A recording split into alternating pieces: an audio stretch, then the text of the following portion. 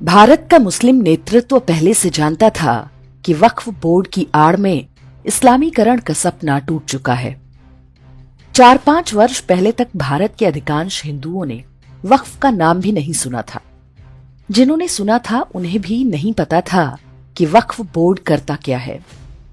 जब पता चला तो सरकार पर दबाव बना और अंततः इस षड्यंत्र का भी वैसे ही अंत हुआ जैसे कश्मीर की धारा 370 और घुसपैठ के जरिए डेमोग्राफी बदलने के सपने। मुस्लिम नेता समझ चुके थे कि अब वक्फ की मनमानी नहीं चलेगी, लेकिन इसे बचाने के लिए वे अंतिम क्षणों तक लड़ते रहे। ईद पर काली पट्टियां बंधवाईं, नागपुर और महू में हिंदू मोहल्लों पर हमले करवाए, शाहीन बाग पार्ट 2 करने की घुड़की दी, सरकार में शामिल पार्टियों को देख लेने की धमकियां दी। जब कुछ काम ना आया तो संसद में बैठकर पूरी दुनिया को सुनाया कि भारतीय मुसलमानों के साथ बहुत गलत हो रहा है।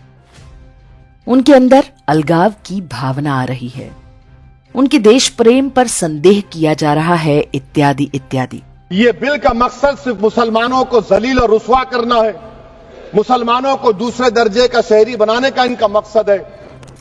मुस्लिम समुदाय में अलगाव की भावना आज से नहीं, सदियों से है।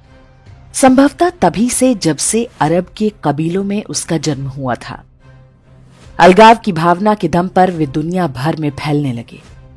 अलगाव की ताकत पर ही भारत का बंटवारा कराया। 20 से 25% होने के बाद भी 35% भूमि ले ली। अलगाव की ये भावना कोई शिकायत नहीं, जिसे दूर कर दिया जाए तो सब ठीक हो जाएगा।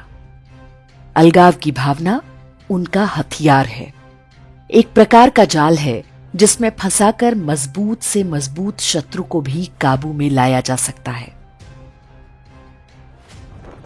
जब वे बार बार कहते हैं कि उनके साथ अन्याय हो रहा है, उनमें अलगाव की भावना आ रही है, तो पूरा शासन तंत्र ही नहीं, हमारे आपके जैसे सामान्य हिंदू भी बचाव की मुद्रा में आ जाते हैं। और यहीं से जन्म लेता है तुष्टीकरण। तुष्टीकरण कांग्रेस का ब्रांड था, इसलिए मोदी जी ने उसे तृप्तिकरण और संतुष्टीकरण के ब्रांड नेम से बाजार में उतार दिया। लेकिन तीनों बोतलों में जो माल है वो एक ही है। भाजपा और आरएसएस के कई लोगों को भी लगता है कि भारत के शांतिपूर्ण भविष्य के लिए मुस्लिम समाज में पैदा अलगाव की भावना को दूर करना आवश्यक है।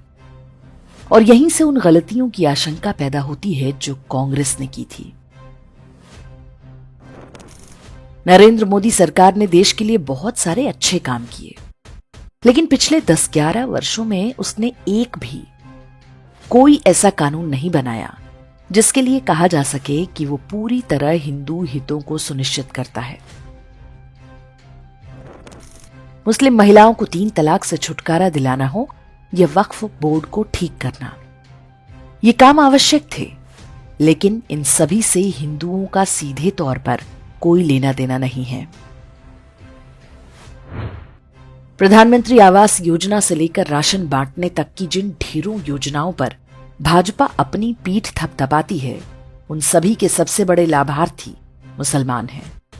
हर सरकारी योजना का लाभ लाइन लगाकर लेने वाला ये समुदाय यदि इसके बाद भी अलगाव की भावना अनुभव कर रहा है तो ये समस्या उसकी है, हिंदुओं या हिंदुओं के वोट से बनी सरकार की नहीं। भाजपा हिंदुओं का वोट लेकर सत्ता में आती रही और कुर्सी पर बैठते ही अलगाव दूर करने की नीति पर चलती रही, तो उससे हिंदुओं के मोहभंग की प्रक्रिया तेज होने का खतरा है। हिंदुत्व का अर्थ केवल मुसलमानों की फटी चादर में पैबंद लगाना नहीं है। अब तक ऐसा ही करके बहुमूल्य समय बर्बाद किया गया। मुसलमानों में यदि अलगाव की भावना कुछ ज्यादा ही हिलोरे मार रही है, तो उसे ठीक करने का उपाय उत्तर प्रदेश में योगी आदित्यनाथ ने करके दिखाया है। जो चाहे उस मॉडल से सबक ले सकता है। जो अलगाव की भावना दूर करने के चक्कर में पड़ेगा, वो हिंदुओं द्वारा खुद ही अलग कर दिया जाएगा, वैसे ही जैसे गांधी और कांग्रेस को किया गया।